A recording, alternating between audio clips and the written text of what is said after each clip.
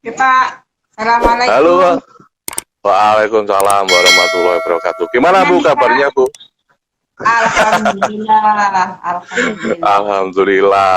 Ini live dari mana Bu? Dari Surabaya, Saya Jakarta? itu eh, tidak bisa balik ke Jakarta. Kan kemarin tidak balik ke Jakarta dengan harapan Jakarta waktu itu PSBB. Biar aman Ya, balik ke Surabaya, karena waktu itu tidak dari Jakarta gitu loh. Malah sekarang Jawa Timur menduduki posisi nomor 2. Nggak bisa iya balik Bu. Jakarta ini saya berarti. Mudah-mudahan cepat selesai ini ya. Amin, amin Bu Yuyun, amin. Soalnya bonek-bonek ya Pak isinya Jawa Timur.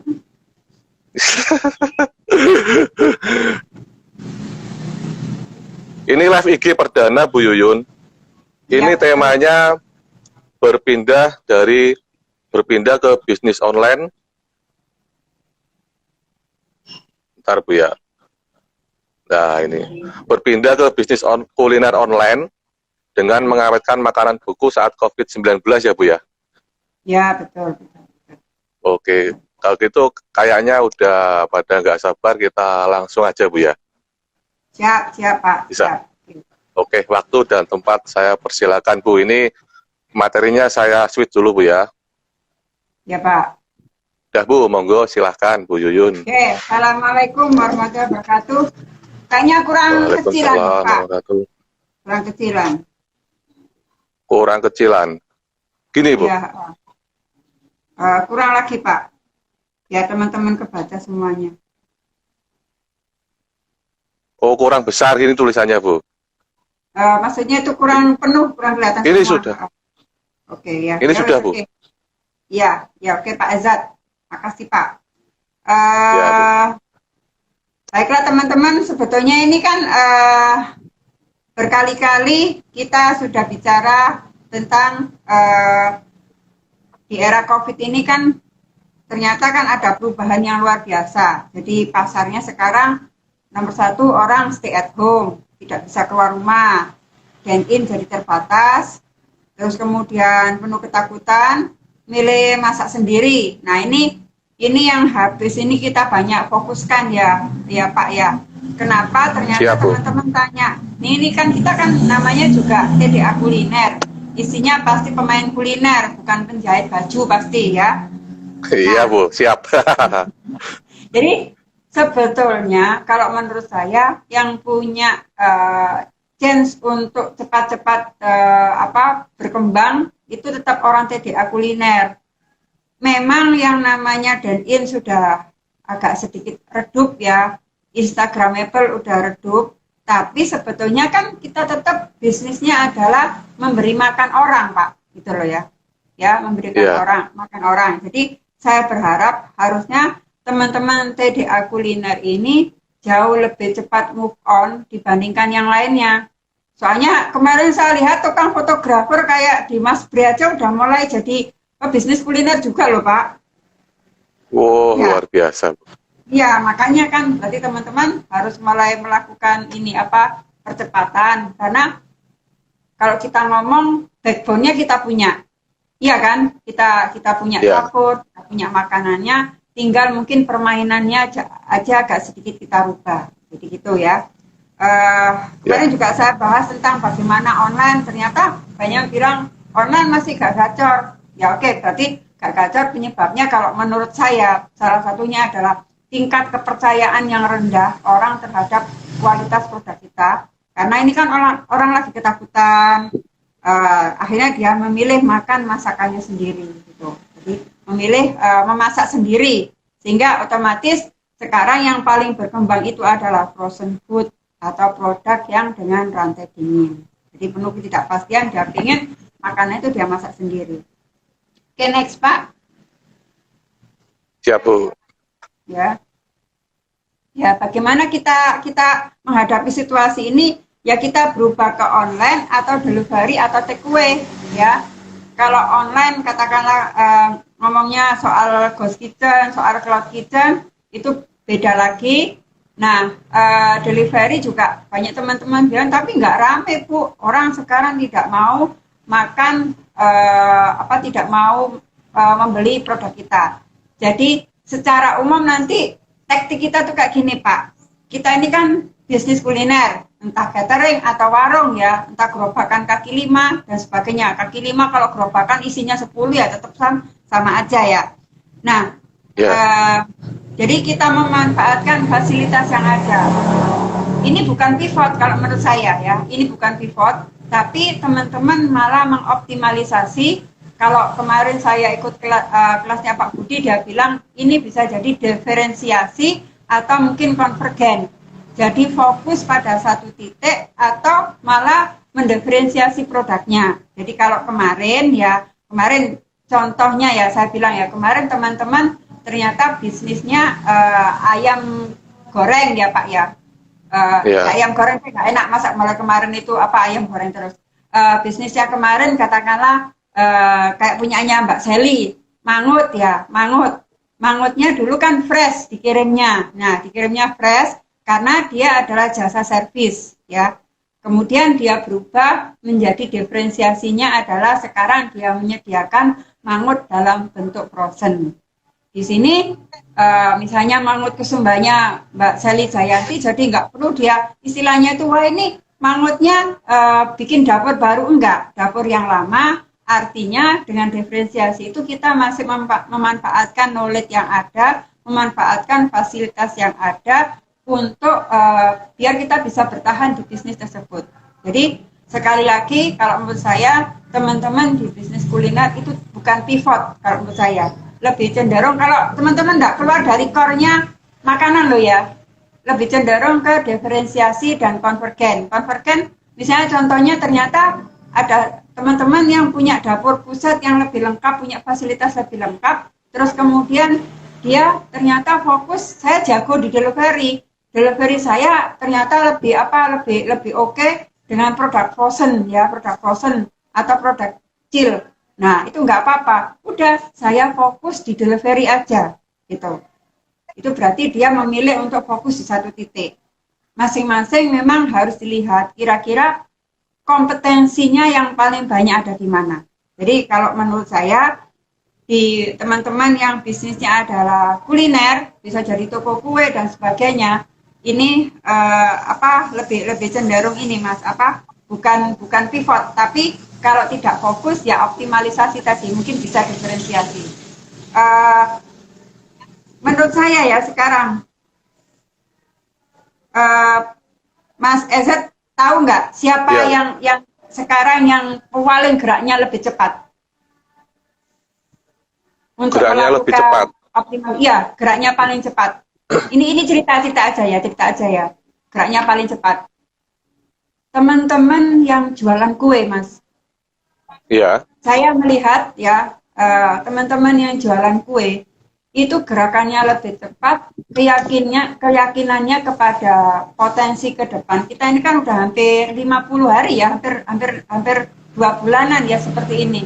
Nah, dia melihat potensi ke depan. Kemarin kita ini orang kuliner. Orang kuliner itu kalau kita sebut dia mengalami puncak kejayaannya 3-4 tahun kemarin itu puncak kejayaannya orang kuliner, di mana yang saya sebut itu namanya leisure ya, ada kebahagiaan, happy, orang harus hadir di tempatnya dia, instagramable, kelihatan keren duduk-duduk di tempatnya dia, ya, kan seperti itu, ya, itu memang mengalami puncak kejayaan. Kalau menurut saya, sehingga teman-teman kuliner yang kemarin punya warung, misalnya katakanlah, walau masakanku cuma begini doang, tapi yang datang itu ribuan, yang datang itu ratusan. Di mana traffic itu jadi ini ya, jadi idola kan banget. Kalau sudah bisa menghadirkan traffic sampai orang berjejal-jejal itu rasanya kok langsung valuasinya kan naik, kan itu kan? Iya. Valuasinya naik, terus kemudian buka cepat-cepat dan sebagainya. Saya ini kan sebetulnya bukan orang kuliner Mas Ezat, tapi saya ini adalah aslinya orang produksi, orang pabrikan. Jadi kenapa pindah ke kuliner? Karena saya melihat pabrikan waktu itu kok vakum karena di kuliner itu lebih cepat, valuasinya lebih cepat berkembangnya karena orang cenderung ke sana. Kalau dia menghabiskan duitnya kan pasti nongkrong-nongkrong. Ya. Nah, itu. Nah, sekarang kenapa saya bilang kok banyak yang datang ke saya itu teman-teman kue, dan dia menyatakan dengan dengan penuh keyakinan, saya pindah ke produk mendekati retail, karena mungkin orang-orang jualan kue, yang toko-toko kue, toko-toko bakery itu kan dia tidak menjanjikan apa-apa, tidak ada laser ya Mas ya. Iya. Jarang kan, grab and go, datang beli pulang, datang beli pulang. Kalau menurut saya Mas Eza, bisnis ke depan nanti ya seperti itu, datang beli Iya. pulang, datang beli pulang. Bahkan kalau misal ini yang mudah-mudahan aja cepat selesai, kalau nggak selesai-selesai, kita itu kayak kembali ke zaman batu, zaman Flintstone, orang Iya. bekerja, ya, terus pulang. Itu. Kalau kemarin kan nggak ada yang pulang. Saya cek pas kemarin itu jaya-jayanya kita di kuliner, itu adalah seolah-olah saya ya satu hari meeting bisa 4-5 kali ya ganti-ganti restoran. Kalau saya nggak meeting di restoran, nggak ganti-ganti restoran, saya merasa saya nggak keren gitu. Jadi banyak spending Betul. uangnya di sana. Nah sekarang perubahan itu jadi kita kok sekarang banyak orang kue, karena mungkin nature-nya orang kue itu adalah dia tidak biasa untuk memberikan lebih, tapi orang biasa untuk datang pergi seperti itu. Oke, kita Take away, lanjut Bu Mas. ya. Ya, kita lanjut seperti itu ya. Kita lanjut biar biar paham. Next, next ya. Nah, ini Mas, kita harus melakukan mindset perubahan ya. Mindset perubahannya adalah eh, bisa jadi manajemen perubahan yang kita lakukan, pertama kita lakukan renovasi atau membuat model bisnis yang berbeda. Misalnya dengan kombinasi ya. Kalau delivery take away itu adalah termasuk offline ya Mas ya. Kalau online Iya. berarti memang online saja, yang beli itu HP dan sebagainya, yang pakai ojol itu online. Tapi kalau kita ngomongnya adalah delivery, terus kemudian kita ngomongnya adalah take away, itu berarti dine in dalam bentuk yang berbeda, itu ya. Karena kan Iya. masih datang ke restoran kita ya. Kalau yang delivery masih ada kontak dengan konsumen. Tahu, ini yang ngirim siapa, ini yang ngirim siapa. Sebetulnya kalau teman-teman bisa masuk di situasi sekarang Mas Ezat, dia bikin tim delivery sendiri yang lebih jago daripada GoFood dan Grab, yang lebih memahami misalnya sanitasi hygiene-nya lebih bagus, kemudian sekarang punya brand bagus, itu jauh lebih dipercaya dibandingkan lewat GoFood dan Gojek loh. Kalau menurut saya loh ya. Karena tahu nanti Daripada kalau ada ojek online, Bu ya. apa-apa, iya, kalau ada apa-apa aku bisa komplain ke dia gitu loh. Ya kan Siap, gitu. siap. Memang sebarannya akhirnya tidak tinggi ya seperti Gojek online, tapi yang mendeliver adalah kita sendiri, karena tadi posisinya orang nggak bisa kemana-mana. Itu, jadi kita harus mulai melakukan renovasi. Yang kedua, kita revitalisasi manajemen kita, Mas. Menemukan model baru mungkin dari fisik menjadi non fisik, ya.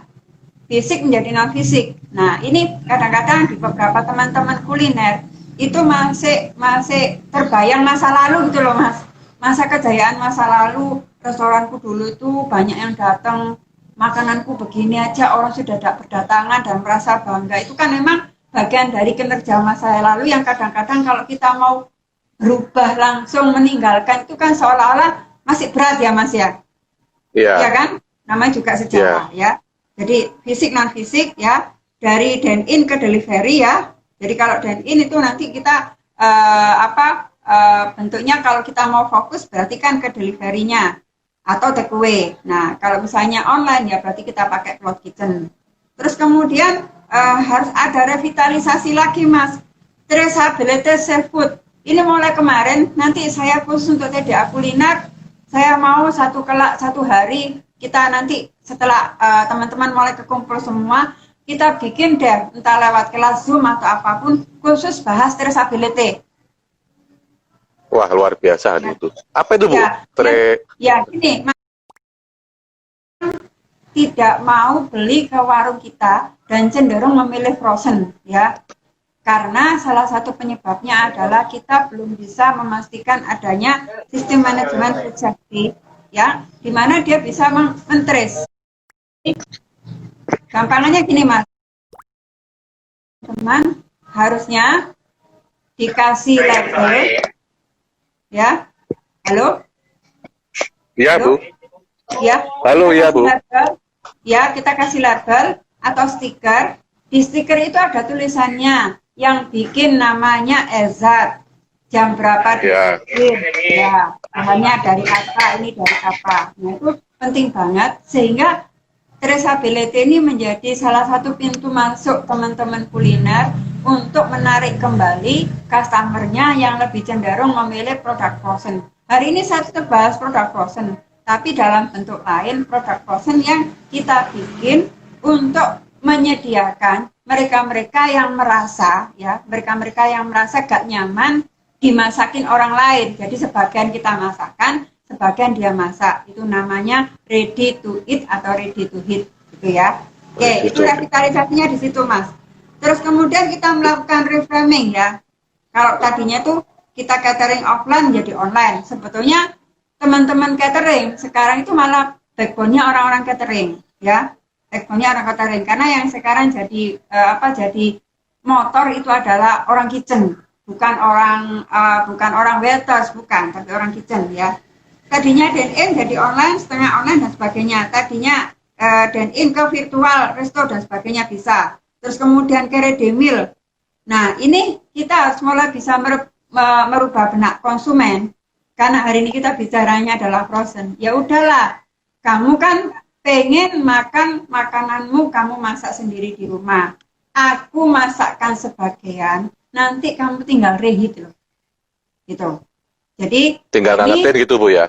ya, tinggal ngangetin. Ini kan memang seolah-olah konsep, tapi kalau kita marketingnya nggak nyampe, kan nggak nyampe. Jangan sampai kita terkesan kita ini adalah frozen food seperti punyanya yang gede-gede, Mas. Bukan ya. Ya. Kita bukan frozen food yang punyanya gede-gede. Yang gede-gede itu bukan kuliner, ke distribusi. Skop jaringannya tinggi banget, bukan tinggi, luas banget. Dia bikin pakai mesinnya juga sudah full, teknologinya sudah full, jadi dia bisa 1 tahun. Nah, kita nggak bisa sejauh itu, karena sebetulnya kita ini sedang menjawab masalah konsumen kita yang ingin memasak ulang makanannya, ya, memasak ulang makanannya. Itu kalau menurut saya. Jadi teman-teman harus bisa melakukan reframing dalam benaknya. Jadi jangan sampai salah kaprah loh, nanti dipikir, sudah saya mau jualan frozen food yang retail. Kalau arahnya ke sana, berarti teman-teman masuk ke namanya kategorinya sudah berbeda, tapi dia masuk ke kategori adalah ke industri production, manufacturing. Kita kan kuliner, Mas. Kuliner itu kan jasa. Itu ya. Jadi ini mungkin harus dipahami, sehingga jangan sampai kita terjebak. Loh, kita harus ngurus MD, nah di sana pakai MD, nanti malah ujung-ujungnya berbahaya, Mas, gitu loh.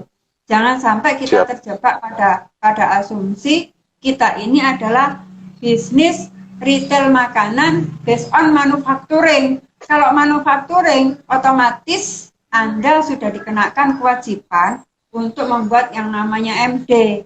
Ya, sekarang mau bikin MD zaman gini ya, sulitnya minta ampun. Sementara infrastruktur teman-teman bukan untuk pabrikan, tapi adalah jasa restoran. Ya, framingnya harus di situ, Mas Ezat. Bukan framing, saya mengajarin kelas frozen, tapi saya tidak mengarahkan teman-teman ke arah sana, enggak. Ya, tapi harus mereka istilahnya itu fokus bahwa saya mengoptimalisasikan peralatan yang kita miliki. Saya yakin lah teman-teman pasti punya freezer, tapi bukan berarti dia retail. Berarti memang skop pelayanan dia itu adalah, kalau kita ngomong teori restoran itu Pak, 70% customer datang itu dari traffic dari sekitar kita. Berarti mungkin kita hanya bisa melayani 5 kilo, 3 kilo dari lokasi kita.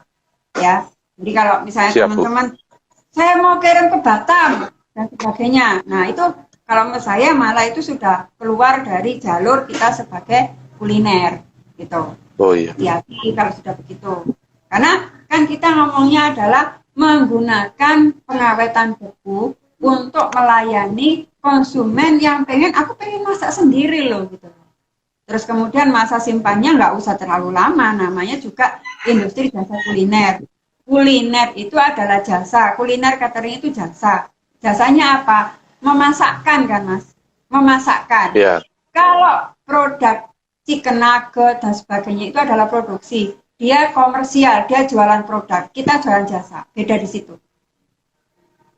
Siap, Bu, siap. Ya, itu ya Pak ya. Jadi saya tidak ingin teman-teman terjebak.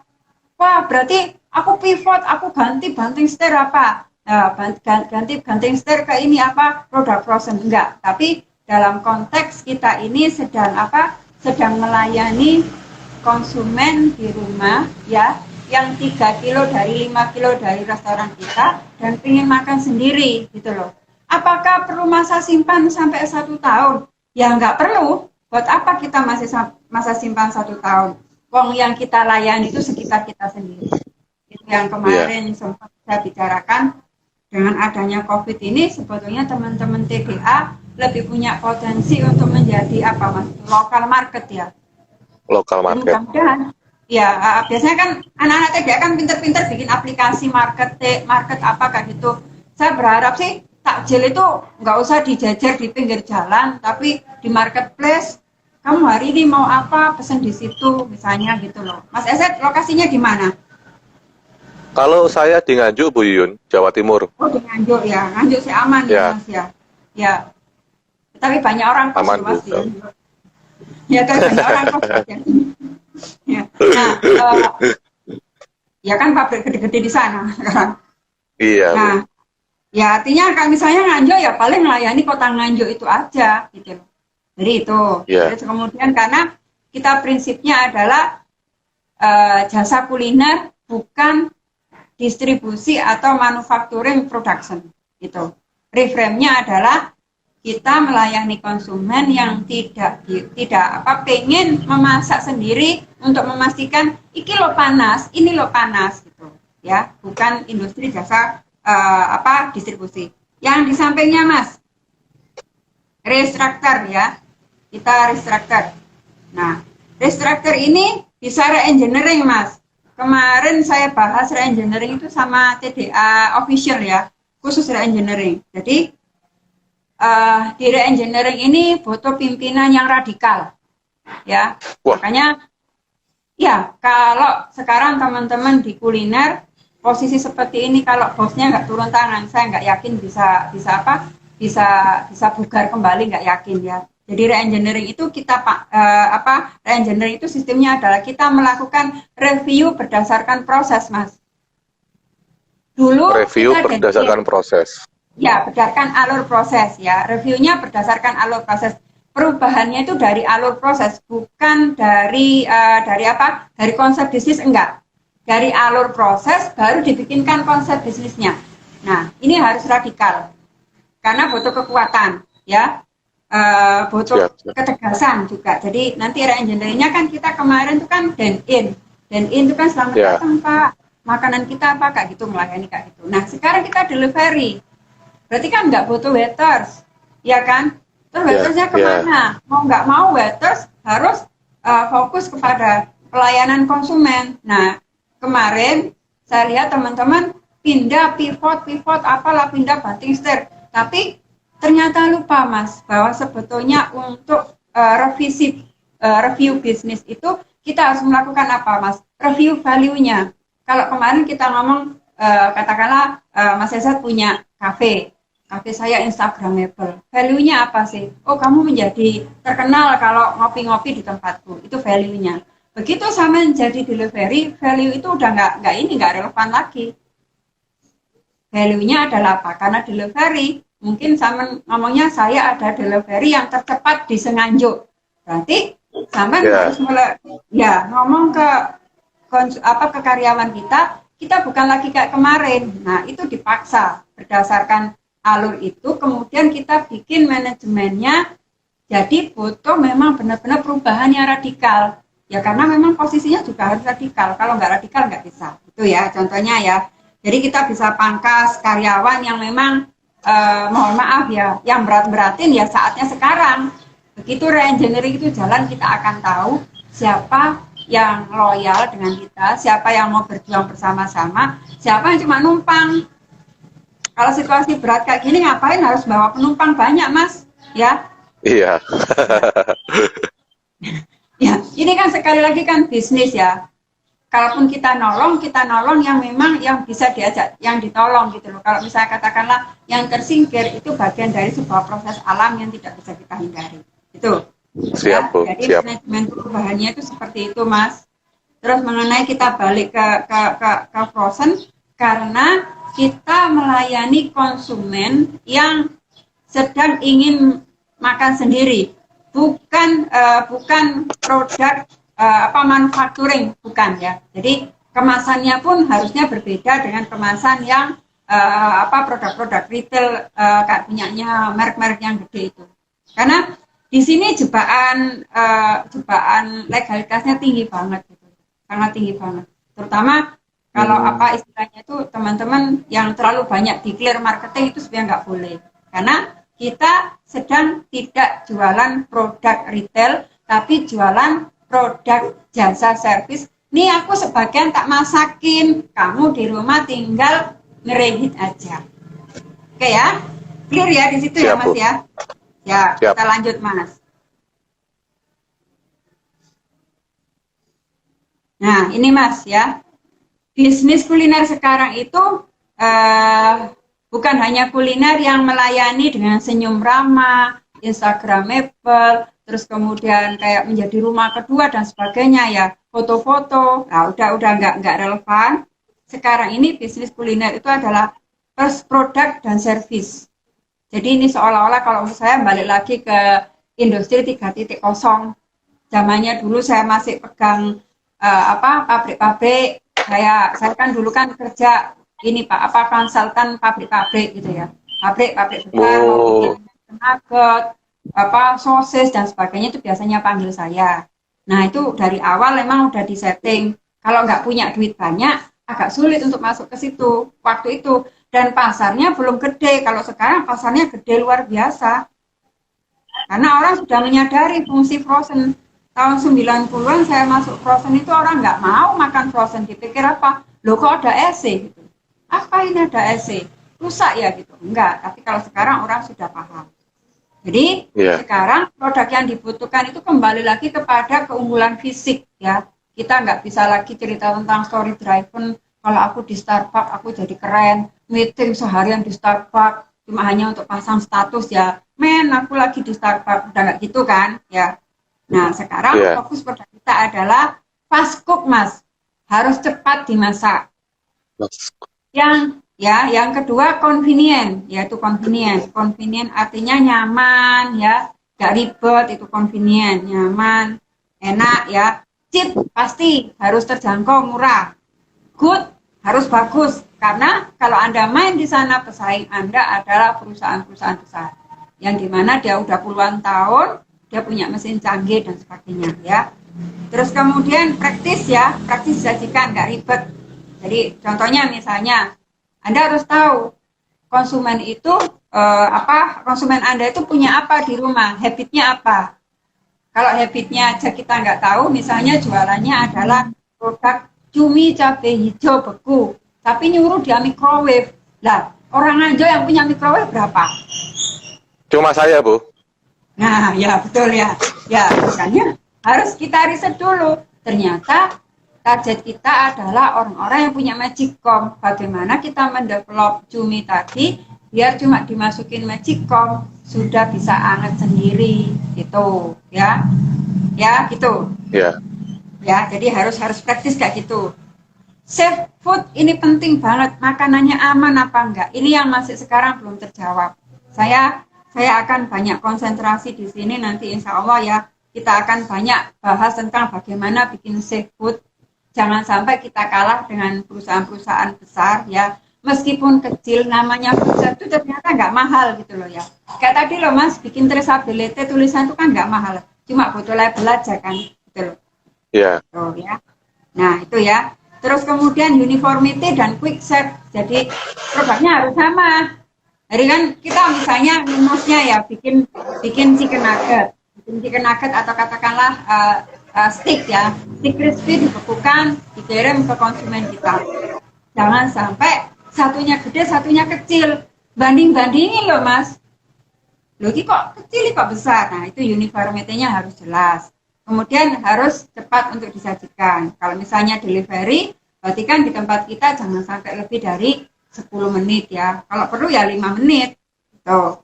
Terus kemudian berdasarkan spesifikasi. Berarti kan kualitas. Kalau namanya spesifikasi itu, kita kan sudah mengalami perubahan spesifikasi. Kalau kemarin ayamnya 1 kilo dipotong menjadi 8. Nah, tapi kalau kita mau nawarin dengan harga baru, kita revisi dengan revisi dengan harga baru, terus kemudian ayamnya dipotong jadi 10. Kalau sudah potong 10 ya 10, jangan dikurangi 12. Itu namanya kita sesuai dengan spesifikasi. Itu bagian dari kualitas soalnya ya. Kualitas itu adalah janji kita yang diterima oleh konsumen. Nah, kalau Anda berubah kualitas, orang tidak mau beli lagi. Nah, sekarang persaingannya ketat banget, sangat ketat banget. Oke, itu adalah typical produk ya. Typical produk yang akan menjadi bagian dari jasa kita. Typical produk yang akan menjadi sebagian dari jasa kita ya. Menjadi jasa kita ya. Bukan kayak tadi kan kita ngomongkan retail ya. Kita ini ada kenapa saya selalu ngomong traceability, karena ada sebagian pekerjaan tuh kita yang masak. Jadi akan tahu kalau siapa sakit perut ya tahu ini penyebab sakit perutnya. Kalau yang distribusi besar itu kenapa harus ada izin MD dan sebagainya dengan peralatan yang luar biasa. Karena kan sebarannya gede mas, seluruh Indonesia. Kalau ada orang sakit, ya berarti kan langsung kalau ada kasus food safety itu automatically banyak. Makanya dari awal sudah langsung di hold. Nah kita ini maksudnya di jasa servis pelayanannya juga nggak segede produk retail yang ada di nasional. Itu mas ya. Jadi tipikal produk yang akan jadi servis kita itu kayak di atas. Next. Kenapa masuk makanan beku? Keunggulannya apa? Ya karena pertama lebih terjangkau. Ya lebih terjangkau saya bilang daripada Anda itu membuat rendang yang dipanasin sampai 2 hari 3 hari ya. Tapi rendang harusnya kering.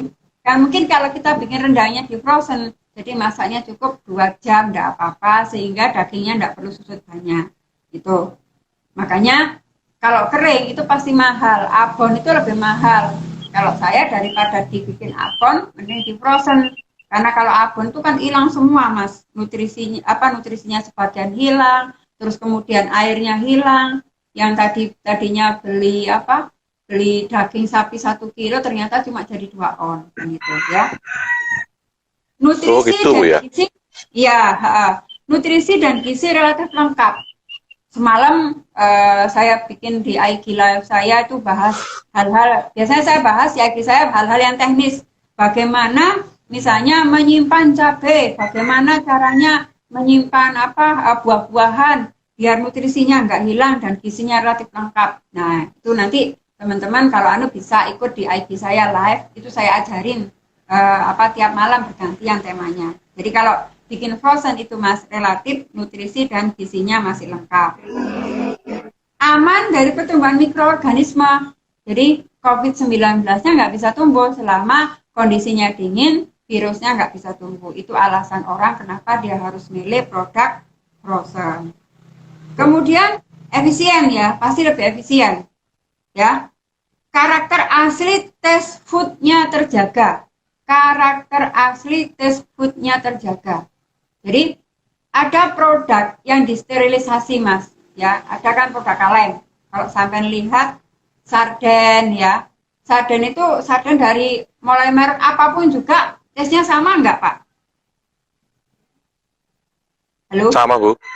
Sama ya karena memang di kaleng itu ada namanya proses sterilisasi, suhunya panas banget sehingga merusak cita rasa. Kalau kita makan ya bedanya ayam suwir ya mie ayam yang dibekukan, topping mie ayam yang dibekukan dengan topping mie ayam, maaf nyebut merek ya, bakmi mewah itu apa bedanya?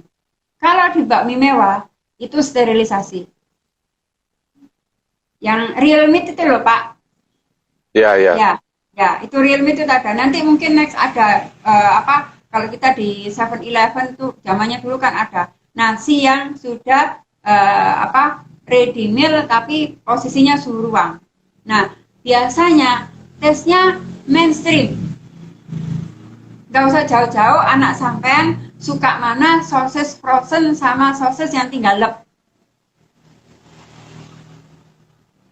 Anak sampean suka mana? Sosis yang frozen apa yang sosis tinggal lep? Dua-duanya suka itu, Bu. Pasti. Tapi kalau dia disuruh milih yang mana? Mungkin yang tinggal lep itu, Bu. Yang frozen, tinggal lep. Ya. Tinggal lep itu tesnya tidak lebih enak daripada yang frozen. Ya. Kenapa? Karena tinggal lep itu yang kemasannya yang di luar itu kan sama dengan fungsinya kaleng, Mas. Jadi ini sosis, daging sosis yang dimasak dengan suhu tinggi. Karena suhu tinggi untuk membunuh bakteri, akhirnya jadinya rusak. Tesnya hilang, dagingnya kan kurang berasa. Oh iya ya Bu. Ya, nanti ditanyain. Kira-kira kamu dagingnya suka mana? Jadi kurang berasa, rasanya akan biasa-biasa aja. Jadi makanya yang tinggal lep itu kurang berkembang di Indonesia karena tesnya kurang bagus. Ya, kalau saya dari dulu saya develop makanan kaleng itu jarang peminatnya. Gudeg kaleng sama gudeg frozen ya enakan frozen. Gudeg kaleng ya gitu-gitu aja gitu. Kata teman-teman, kaleng itu makanannya orang bencana alam atau tentara. Yang tidak butuh style kalau makan, nggak butuh, oh ini harus enak gitu, nggak apa-apa gitu, ya. Tapi nanti kalau dengan situasi kita ini chaos, ya pasti makanan kaleng pasti laku juga Pak. Kalau sekarang Mas Esa tahu kenapa kaleng kok nggak laku, karena kaleng mainstream rasanya. Tapi kalau produk itu di frozen, tes yang asli masih ada, karakternya masih ada. Ya biasanya jeleknya frozen itu cuma satu Mas, rasa asam atau kecutnya hilang. Tuh, kecutnya hilang. Jadi misalnya buah-buahan sambil bekukan, biasanya rasanya ada karakter buah yang asamnya segar itu hilang. Itu aja sih jeleknya. Itu makanya kan ada kopi yang mengklaim dirinya itu aman di lambung karena dikeringkan dengan suhu dingin, dengan suhu beku. Ya wajar, karena kopi kalau dikeringkan di suhu beku, kopinya kan tidak hitam. Nah, itu asidnya hilang. Ya. Oke. Tidak terjadi perubahan yang terlalu signifikan dari sebelum dan after ya. Jadi tidak terlalu signifikan. Mungkin tekstur yang kadang-kadang agak berubah. Makanya semalam saya bicaranya kan soal sayur dan sebagainya. Sayur itu bisa dibekukan tapi ada sedikit perubahan secara fisik. Kalau bumbu Mas dibekukan, jadi bawang putih kalau kita sebelum kita bekukan itu adalah 10 bawang putih itu sedapnya sekian. Begitu kita bekukan itu sedapnya 1,5 kali Mas. Jadi agak irit. Itu efek dari beku ya.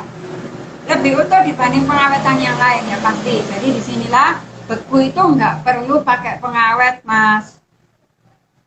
Beku nggak perlu pakai pengawet. Selama kita bisa menyimpan produknya menjaga rantai dinginnya terjaga, tidak perlu ditambahkan pengawet.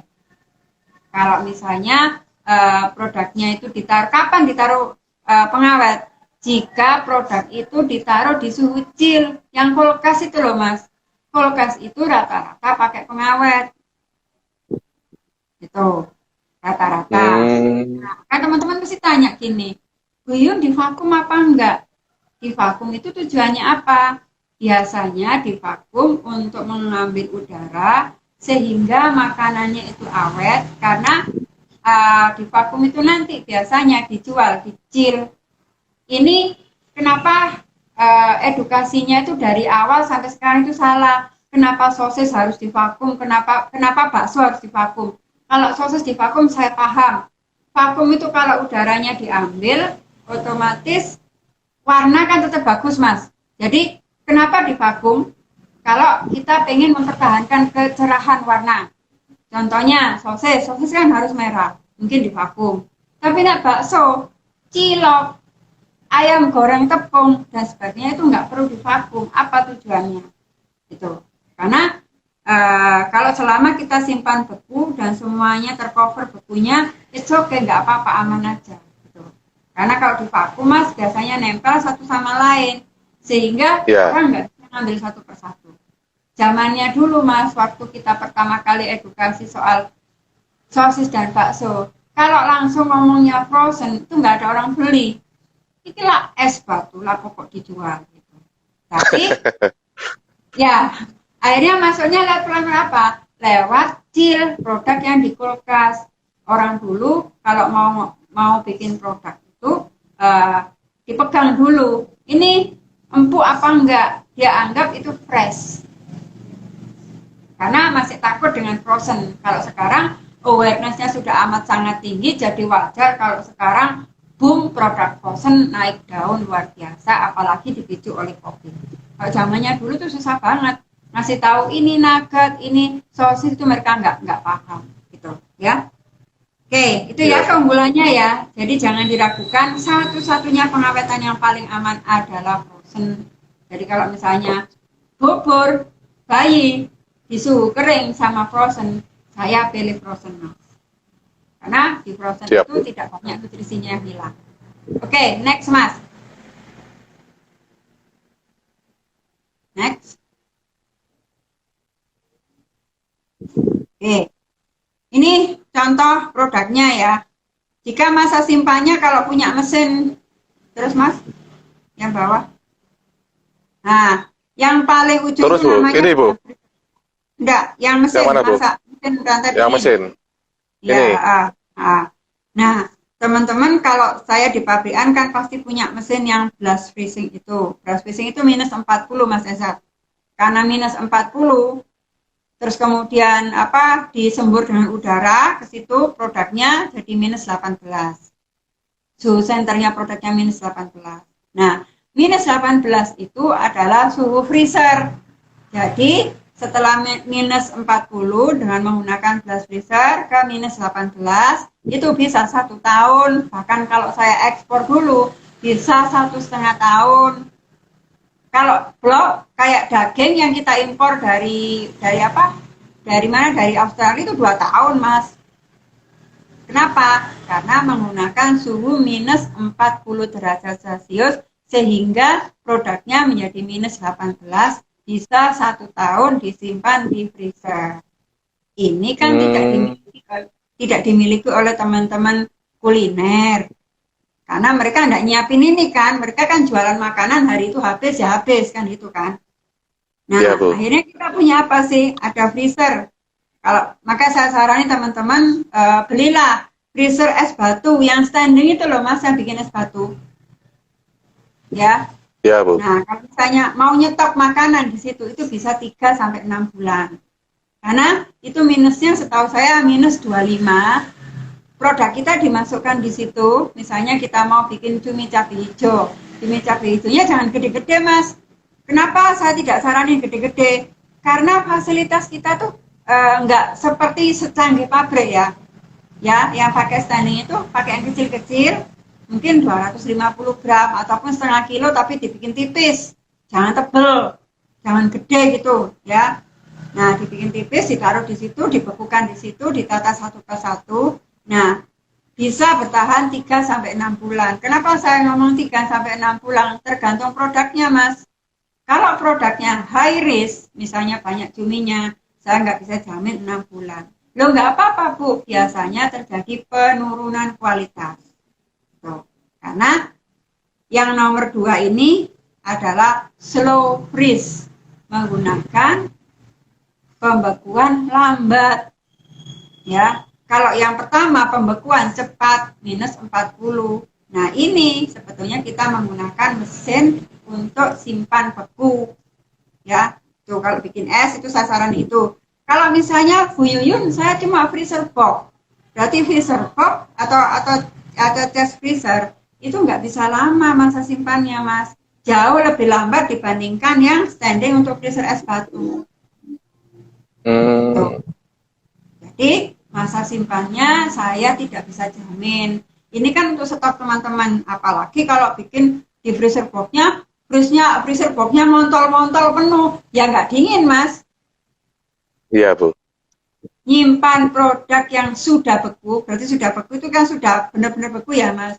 Itu 3/4 volumenya yang terisi. Kalau kita ngomong freezer 150 liter, itu isinya piro, Mas? Aslinya. Bukan 150 kilo loh ya. Paling isinya 75 kilo. Itu kalau penuh. Yang benar adalah masih ada space di atas dan selalu ada sirkulasi kanan kiri. Ini yang dikhawatirkan oleh BPOM, terjadi degradasi mutu selama penyimpanan di freezer. Jadi karena kita ini kuliner, ngapain harus simpan produknya lama-lama? Ini saya ngomong untuk stok, Mas. Jadi begitu stoknya ada, terus tinggal ngambil, kita kirim ke konsumen. Konsumen kita ngomong, produknya kalau ditaruh freezer nggak bisa lebih dari seminggu loh ya, gitu. Kenapa? Karena kita kuliner. Kita bukan produk pabrikan. Mungkin bahasa marketingnya karena aku masak buat kamu. Kalau mereka kan pakai mesin gitu loh. Jadi karena ini masakan rumahan ya. Jadi harus kembali lagi kepada kodratnya, ini masakan rumahan. Itu kalau pakai jas freezer. Bu Yuyun, kalau saya taruh di kulkas bagaimana? Kalau di vakum, tidak kurang dari seminggu. Tapi tergantung produknya juga. Ini saya bilang yang high risk contohnya ya. Sosis itu, Mas, itu di vakum. Kalau nggak pakai pengawet, nggak bisa seminggu. Sosis bakso, udah clear. Kalau makanya kalau beli sosis dan bakso di pabrikan yang gede-gede, biasanya kalau disucil itu rata-rata pasti pakai pengawet. Pengawetnya namanya potasium sorbat. Boleh nggak? Boleh. 1 gram maksimal untuk 1 kilo. 1 gram maksimal untuk 1 kilo. Tuh, itu boleh ditambah. Ya, baru bisa 2 minggu, Mas. Kalau nggak bisa. Ya, itu pun di vakum. Misalnya kita ngomong, saya jualan ayam ukep, Bu Yuyun. Ya, pastikan ayammu itu vivonya jalan. Seperti perilaku kita pada saat mendevelop produk kuliner kayak biasanya, Mas. Kan stok kita kan biasanya stok frozen nggak pernah lebih dari seminggu kan. Vivonya harus jalan di sana. Itu ya, mudah-mudahan ini dipahami teman-teman. Jadi jangan tanya lagi, kok bisa setahun lah. Kalau kita punya glass freezer bisa 1 tahun. Bisa sekali bikin ayam ukep langsung sekalian. Tapi kalau ternyata fasilitas kita nggak banyak, vivonya dijalanin, terus kemudian rank penjualan jangan kejauhan. Misalnya saya di Sidoarjo ngirim nang Nganjuk, ya kejauhan gitu. Biarlah Nganjuk dipenuhi sama orang Nganjuk sendiri kan. Iya. Itu Mas Edhat. Jadi tadi idealnya 3/4 Bu ya untuk yang gas freezer tadi. Maksimal. Ya, 3/4. Kalau loh full semua loh Mas ya, full frozen ya. Iya. Full frozen semua. Mbak saya tuh sampai penuh nggak bisa ditutup ya Bu kadang. Wah ya, gak iso Mas, itu bahaya banget. Makanya iya, itu harus berubah. Ini kasih namanya Loksit ya, Loksit. Sekarang ini kan waktunya kita untuk menekan kepada karyawan. Iki COVID rek, ya kamu saatnya untuk berubah lebih fokus kepada food safety. Jadi Loksit Mas, Loksit suhu itu sampean pasang di situ. Kalau pagi sampean tembak pakai suhu tembak, beli termometer tembak itu berapa dicatat, siang berapa, malam berapa. Jadi kalau ada perubahan, misalnya ternyata ngomongnya freezer tapi kok suhunya 0, itu bahaya banget itu Mas, bahaya banget. Saya saranin semua produk teman-teman UKM itu, saya saranin beli yang standing freezer yang ini ya, yang es batu, karena itu masih terjangkau ya. Kalau yang tadi belas itu pasti ratusan juta ya, yang standing freezer itu, tapi kemasannya jangan gede-gede Mas. Jangan bohai lah pokoknya ya, nggak boleh bohai. Ya, tipis-tipis saja, biar dinginnya masuk ke dalam. Yang ini Bu Yuyun ya, Bu? Ya, betul. Ya, itu saya saranin itu dulu, gitu. Untuk memastikan biar kita stoknya banyak, biar vivonya agak panjang gitu ya. Ya, tapi kan tetap konsepnya kita memasakkan buat konsumen. Oke. Ya. Ini stok buat kita, bukan stok di dia loh ya. Kalau di dia ya usahakan jangan lama-lama gitu loh. Sama dengan produk kuliner kan, begitu nyampe di rumah kan langsung dimakan. Tapi kalau setahu saya sih Mas, kita ngomong, meskipun kita ngomong, ki frozen loh, bisa 1 tahun. Lah orang Indonesia itu loh ya, beli frozen, hari itu juga hari itu habis kok. Jadi nggak pernah lama. Itu jarang yang lama. Ya. Makanya, Itu nyindir saya itu, Bu. ya memang begitu. Kita kan ekonomi cepat soalnya. Jadi, Iya, Bu. jadi kita bukan channel distribusi yang dari distributor besar masuk ke agen disimpan, agen 1 disimpan, agen 3 disimpan. Tapi kita sudah langsung end user. Bedanya di situ ya. Kalau Anda pakai distribusi, masuk ke distribusi ini berarti sudah beda permainan Mas, medannya beda lagi. Tapi kalau sudah langsung end user, itu berarti bukan permainannya tadi, tapi kalau melewati distributor kan disimpan, terjadi pengurangan mutu lagi kan. Tapi kalau fasilitasnya nggak sesuai kan akhirnya terjadi food safety-nya yang terancam. Itu sih yang dikhawatirkan oleh BPOM. Karena penurunan kualitasnya itu out of control, kan kita nggak tahu pertumbuhan bakteri. Kalau suhunya itu turun, terjadi kenaikan suhu turun dan lambat, itu biasanya terjadi pertumbuhan bakteri. Kenapa di kulkas itu cepat bau dibandingkan di freezer? Karena kulkas itu suhunya bakteri kadang-kadang masih bisa hidup, kadang-kadang masih bisa mati. Ya, oke, next Mas. Ya, Bu. Mengapa perlu rantai dingin? Karena orang tidak bisa keluar rumah dan harganya terjangkau, rasanya tetap enak, itu nggak bahas lagi.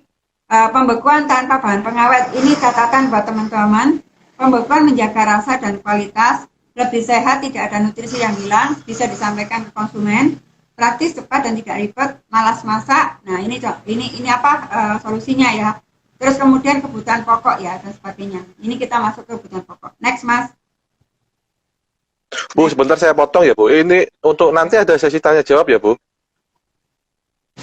Oh, iya, ini mau selesai ya. Ini kan sudah hampir 1 jam, Bu. Iya. Ya wes nggak apa-apa. Ya, ini sekedar Jam 10, saya jam 10 soalnya ada kelas. Berarti begitu jam 10 saya close ya. ada tanya jawaban, Bu. Ya nggak apa-apa, berarti tambah setengah jam ya. Siap, Bu, siap. Ya, maksudnya kalau jam 10 saya ada keperluan soalnya. Nggak apa-apa. Ya. Ya. Juga cross ya Mas ya ternyata ya. Oke, Ya, next. Ya. Mengapa frozen food paling aman? Karena ini adalah jawaban terhadap protokol PBB yang mengatakan bahwa di krisis COVID-19 itu kan ada satu Mas protokolnya, yaitu cuci tangan. Yang kedua standar orang bersin. Yang ketiga standar safe food, makanan aman itu ada 4 step, yaitu bersihkan ya, clean, pisahkan, clean, masak, dingin. Nah ini mulai kemarin tak ulang-ulang itu Mas, di semua kelas TDA saya itu ada ini, slide ini. Bersihkan, pisahkan, cook, dan chill. Jadi sekarang kebutuhan orang-orang itu panas atau dingin. Makanya frozen food menjadi solusi. Oke ya, next Mas. Next. Nah ini Mas temperatur kontrol yang saya bilang tadi ya. Kalau di bawah 0, itu bakterinya gak bisa hidup Mas. Mati lah dia gitu, gak bisa tumbuh. Kalau di suhu 5 sampai 10 di kulkas, itu dia kadang-kadang bangun, kadang-kadang tidur. Pada saat bangun nyerang, makanya produk kita kalau ditaruh di kulkas tidak bisa terlalu lama. Nah, suhu dapur kita ya. Ini Kak Sidoarjo ini dalam beberapa hari ini suhunya mungkin sekitar 30-an ke atas. Wah ini biasanya nasi di rumah saya gampang bau dibandingkan orang Malang. Orang Malang kan nasinya jarang bau karena dingin. Itu contohnya itu ya. Terus 60 ke atas aman Mas, saya nggak bahas. Ya, yang jadi bahasan saya adalah di bawah bakterinya nggak tumbuh, sama tadi ya. Kalau atas berarti kan mati ya. Tapi yang bahaya adalah di tengah-tengah. Sehingga penyakit kita adalah, ancaman kita adalah di suhu ruang. Makanya orang-orang kuliner itu tidak boleh terlalu masak makanan terlalu lama ditaruh di suhu ruang, itu terjadi potensi cross kontaminasinya tinggi banget. Next Mas. Siap. Ini contoh-contoh aja sih Mas. Ya. Semua makanan bisa dibekukan ya. Jus bisa dibekukan, risol bisa dibekukan, jangan takut. Oke, contohnya lauk beku. Bawahnya Mas, ini gambar-gambar tok ya. Ya. Ini contohnya lauk beku. Next, nanti hidup kita tuh arahnya ke sini semua ya. Ya, arahnya ke sini semua. Sebenarnya Indonesia telat sih. Tahun 2007-an tuh Amerika sudah punya yang namanya ready meal ya. Tuh, jadi nanti kayak black pepper, orang di rumah tinggal masukin magicom, seret, jadi deh gitu. Next Mas. Next ya. Nah, dessert bisa Mas, jadi kolak juga bisa dibekukan, jangan takut ya. Thailand yang paling banyak punya makanan-makanan dessert kayak gini tuh ya. Kalau misalnya kalau produknya itu adalah kue-kue kayak kue talam, itu berarti kulkas, tidak bisa beku. Tuh. Next, sayuran bisa Mas, tren ke depan, jualan sayuran yang sudah kita masak, orang di rumah tinggal cemplung-cemplung. Tren, itu jadi tren. Makanya kemarin saya ngomong menu co-creation. Jadi penting buat teman-teman untuk bikin menu co-creation itu apa sih? Kita memberi kesempatan konsumen. Kalau perlu ditanyain sama Mas Esat, kira-kira teman-teman pengen menu apa sih? Nah, pengen menu apa? Bikinkan menunya, atau Anda mengajak dia berpartisipasi untuk masak sendiri. Sekarang kan lagi tren, kalau nggak salah di Jakarta itu ada yang namanya Restobox ID. Dia jualan barbecue, ya, jualan barbecue, tapi di rumah. Nah, sekarang potensinya banyak begitu, Mas. Daripada gabut, gak jelas, anak-anak di rumah, makanya mereka rame-rame barbekyuan. Kalau 150 paketannya dimakan bareng-bareng sama anaknya kan otomatis lebih ringan. Jadi, beberapa potong makanan disajikan kurang dari 5 menit, pasti bakal banyak peminatnya. Itu kita sebut menu co-creation. Nanti kita bahas lebih detail co-creation, gak apa-apa.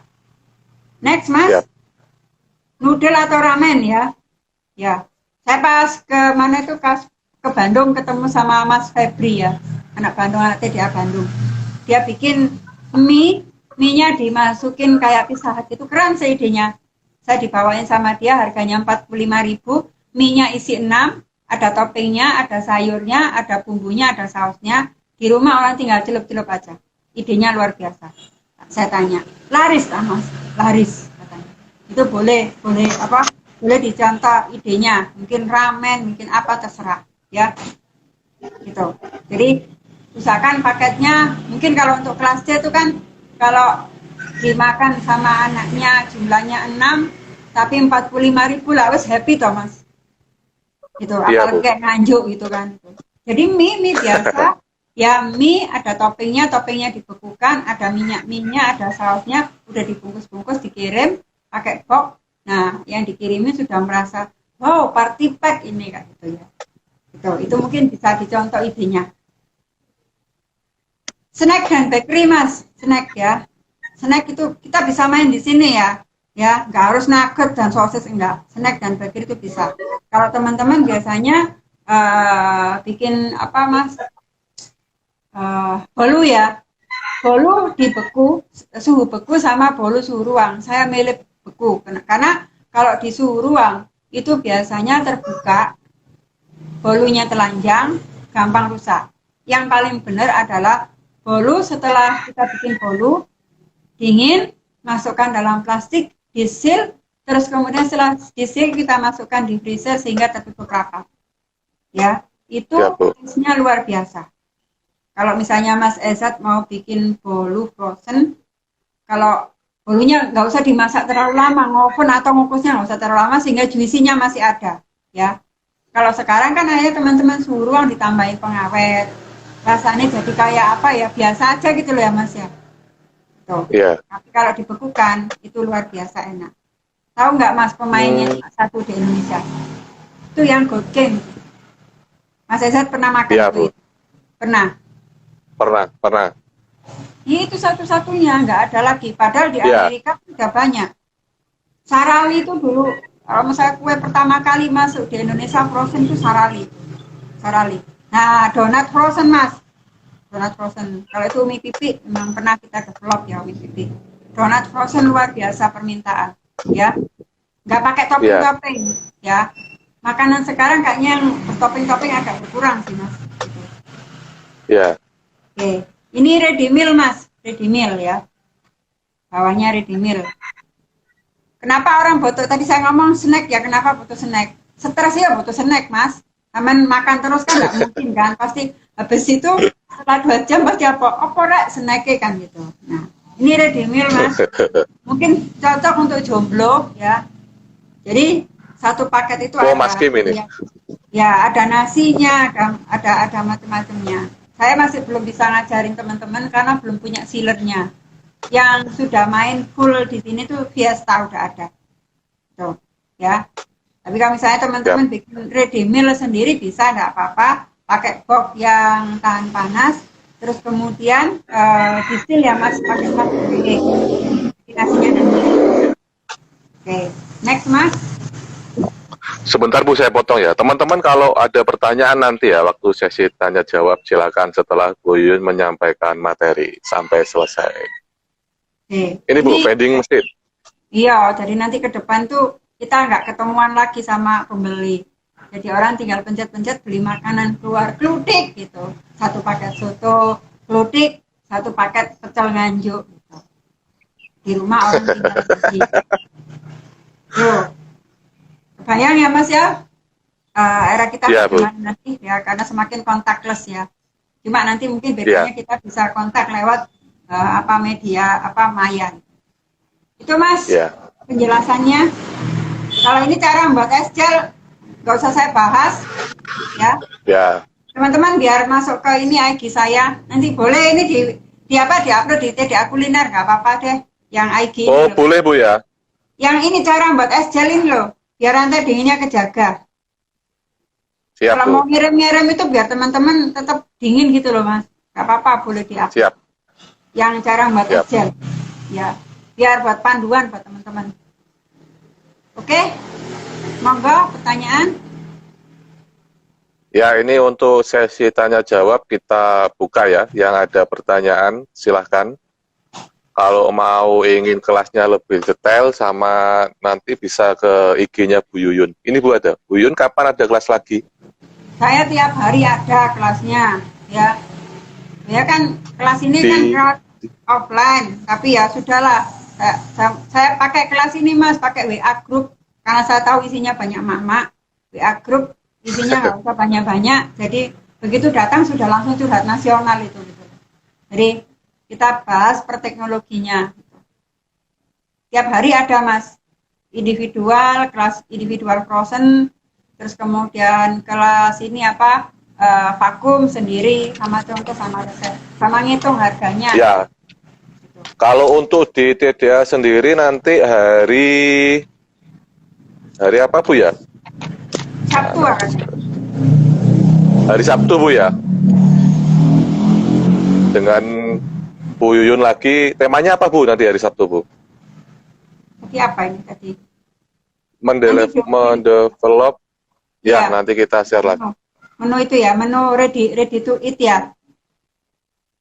Menu ya. Ready to eat. Bu ini ada pertanyaan, Bu nanya nih kalau dibekukan di stand freezer kemudian dimasukkan ke freezernya yang 120 liter mungkin ini 120 liter bisa suhu 21 bisa berapa lama Bu? Ya tadi sudah dijelaskan Bu ya sekitar 2 sampai 4 minggu. 2 sampai 4 minggu. Kalau setahu saya freezer tambah gede tambah nggak dingin loh Mas. Oh gitu Bu ya? Saya lebih suka mentok milih freezer itu paling gede yang 450 liter. Semakin gede biasanya tengah itu nggak dingin Mas. Yang dingin hanya bagian-bagian dinding-dindingnya aja. Kalau paling menurut saya paling optimal 300. Dinginnya loh ya kalau saya. Dan kalau teman-teman memang belum gede banget, saya tidak saranin beli yang gede. Lebih baik yang kecil-kecil, kalau ada satu rusak masih ada backup. Iya, siap Bu. Tuh. Makin gede tuh biasanya makin nggak dingin. Kalau pengalaman saya loh ya. Ini ada lagi Bu. Bu, kalau Tapi kalau masakan sate misalnya gimana double, teknik? apa? Kalau Kenapa? masakan sate, kalau Mm-mm. masakan sate gimana teknik frozennya? Ini dari Kadek Purna Arta. Nah ini Bu Kadek, value yang mau diangkat apa? Mau nyate bareng-bareng dibakar atau Anda pengen menyajikan masakan sate yang ready to ready to eat ya. Kalau ready to eat berarti satenya dibakar 3/4 matang. Cuma gini Mas Ezat, kalau Gimana Bu?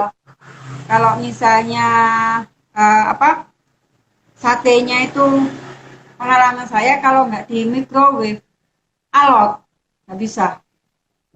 Sate boleh Hmm, dimasak 3/4 matang, dibakar, karena mungkin pain pointnya adalah orang nggak bisa makan sate kan, gitu kan. Males makan sate, ya. mau masak sate males. Jarang orang masak sate, kenapa? Karena bakarnya ribet. Nah, pengalaman saya, kalau nggak di microwave, misalnya dimasak di pan, itu jadinya keras. Jadi kendalanya ketika menghangatkan Bu ya malah. Kenapa? Kendalanya ketika menghangatkan. Kalau misalnya saat nganjuk udah beli microwave, ya nggak apa-apa. Tapi mungkin biar buka dek coba ya, buka dek coba value yang mau diajarkan apa. Kalau misalnya value-nya adalah nyate bareng-bareng, nggak pakai arang, misalnya pakai pakai ini aja ya, berarti ibu tinggal nusuk-nusukin sate aja sama bumbunya, biar mereka nyate bareng-bareng di rumah.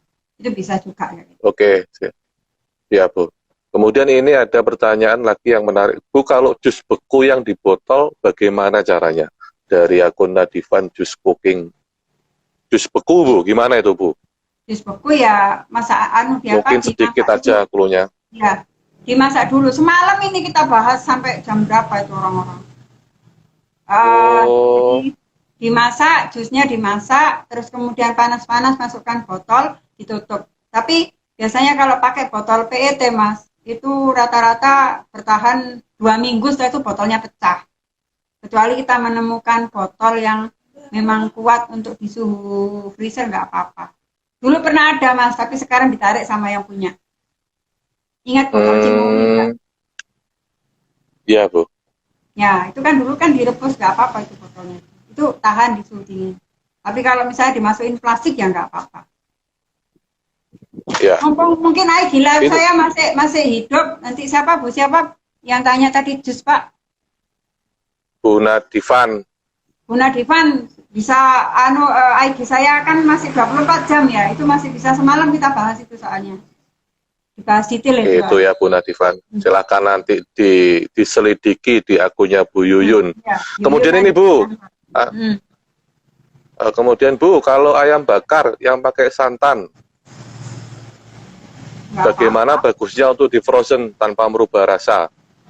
Ya nggak apa-apa. Ayamnya dibakar atau orang bakar sendiri ya. Kalau ayamnya udah dibakar ya tadi 3/4 cuma ya itu kalau yang bakar-bakar kalau nggak di microwave agak susah. Bisa sih Mas di Jadi kompor, pada tapi nggak ketemu nggak terlalu keluar asapnya. Bakarannya itu nggak iya. ketemu. Hmm, jadi pada prinsipnya itu semua bisa dibekukan ya, Bu ya. Ya, Tinggal bagaimana teknik yang benar gitu, Bu ya. ya betul. Hanya satu Mas yang nggak bisa dibekukan, Ah, Bu. hatiku. Wah, luar biasa ini, Bu. Sampai nangis saya ini. Biar nggak panas. Ini, Bu, ada lagi apa ini? Bu, beda chest freezer dan freezer es batu. Saya menggunakan chest freezer suhu minus 18 derajat. Gimana, Bu? Saya dengar freezer es batu proses pendinginannya lebih cepat daripada chest Iya, freezer. Ini ya dari memang. Indra. Betul memang. Memang lebih cepat ya, Bu ya? Yang pakai es batu itu memang lebih cepat. Ini Yang Mas, begini itu gambarnya memang saya kasih. Ini loh Mas Indra, gambarnya ini. ya.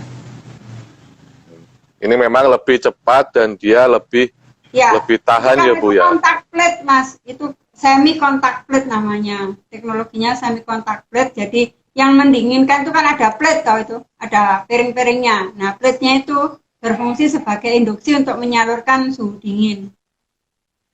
Kalau Oh iya es iya itu Bu kan ya. udara, hembusan udara ya. Ya Ya, kan ada piring-piringnya itu semi kontak plate. Cuma suhunya minus 25 karena langsung ketemu sama plate-nya. siap. Ya. Monggo yang mau tanya lagi silakan. Tadi waktu Bu Yuyun nyampein materi banyak banget. Sekarang sudah selesai materinya. Coba saya ke atas ini. Jangan lupa nanti ada lagi sama Bu Yuyun hari Sabtu ya. Sabtu. Sama-sama lagi tangga. Lihat situasi ya Bu ya. Lihat situasi. Iya. Nanti kalau dia kena lockdoor Bu di sini, bukan lockdown tapi lockdoor. Lockdown. Iya. Oke, kayaknya sudah semua ya dijawab.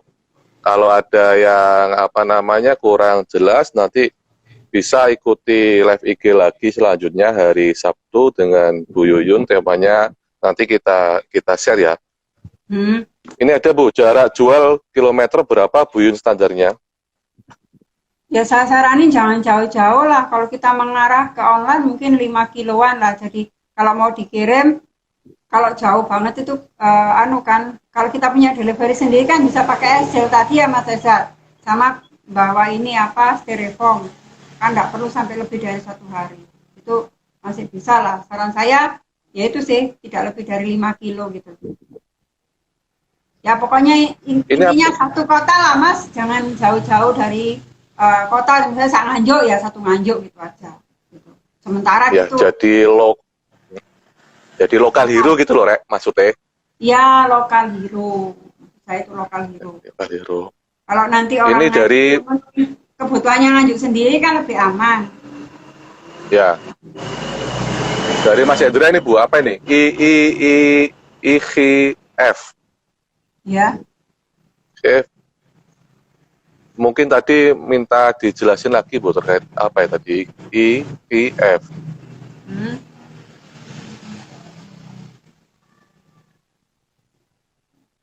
Apa itu Bu IGF? Bu? Individual quick frozen Pak. IGF. Ya, itu Bu. IGF, individual quick frozen. Dibekukan satu persatu, nggak lengket satu sama lain Pak. Kayak kentang, chicken nugget itu loh. Oh, ya.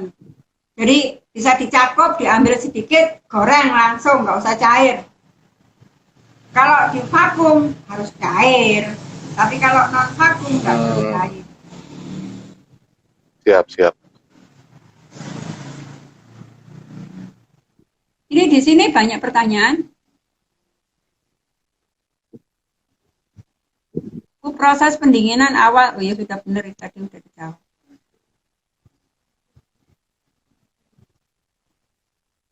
Apakah ayam utuh segar frozen yang kemudian diolah dengan cara dibakar, dagingnya akan lebih menyusut hasil matangnya daripada daging ayam segar? Maksudnya ketika di frozen apakah menyusut Bu?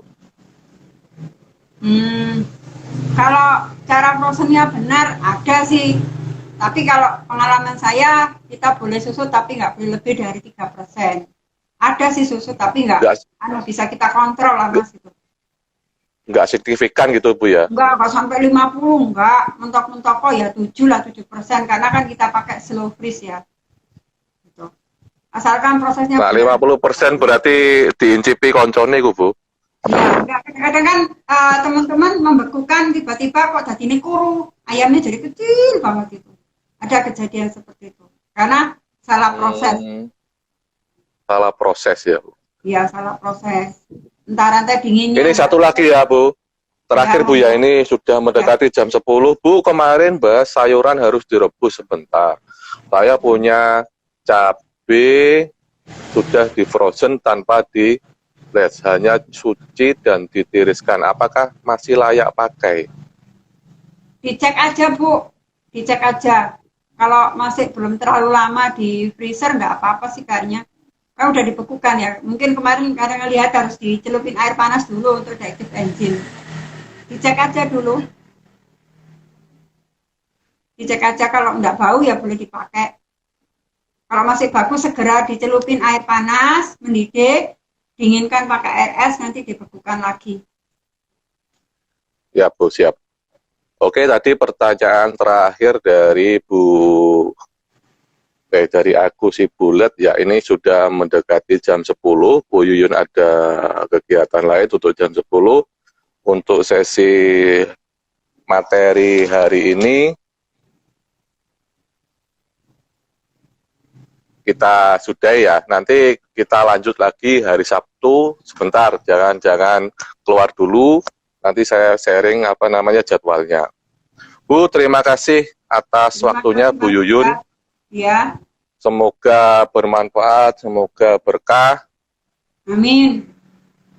Ya, juga semoga Bu Yuyun bisa kembali bertemu dengan keluarga di Jakarta, Bu ya. Iya, Pak. Iya, mudah-mudahan bisa segera ketemu, Bu ya. Bu, terima kasih. Saya mohon maaf apabila ada salah. Kita ketemu hari Sabtu ya, Bu Yuyun ya. Iya, oke. Oke, terima kasih Bu Yuyun. Assalamualaikum warahmatullahi wabarakatuh. Waalaikumsalam warahmatullahi wabarakatuh.